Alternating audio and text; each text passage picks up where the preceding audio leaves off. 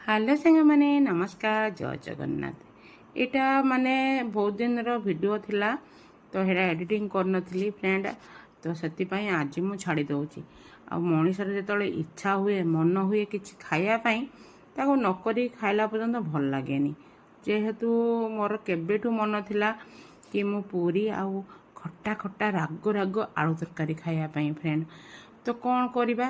ତ ଏମାନେ ମୋତେ ଡାଇବେଟିସ୍ ବୋଲି ଖୁଆଇ ଦେଉନାହାନ୍ତି।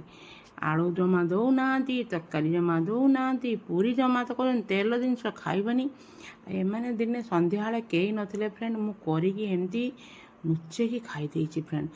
ମଣିଷ ମଲେ କ'ଣ କହିଲେ, ଜୀବନ ତ ସେମିତି ଯିବ, ଏମିତି ମରିଯିବା ସେମିତି ମରିଯିବା। ଆତ୍ମାକୁ ଘଞ୍ଚ କରି କାହିଁକି ମରିବା? ଯେତେବେଳେ ଇଚ୍ଛା ହେଉଛି ଦିନ ଅଧେ ଖାଇଦେଲେ ଯାହା ହେବା କଥା ହେବ ଫ୍ରେଣ୍ଡ। ଏମିତି ମୋ ଭଳିଆ କିଏ ଲୁଚେଇକି ଖାଉଥିବେ ନିଶ୍ଚିତ କମେଣ୍ଟ କରିବେ। ମୁଁ ଜାଣିଛି ମୋ ପରିବାର, ମୋ ସ୍ୱାମୀ, ପିଲାମାନେ ମୋ ଭଲ ପାଇଁ ସେ ମୋତେ ମନା କରୁଛନ୍ତି, କିନ୍ତୁ ମୁଁ କ'ଣ କରିବି? ମୋତେ ଇଚ୍ଛା ହେଉଛି ଖାଇବା ପାଇଁ ଫ୍ରେଣ୍ଡ।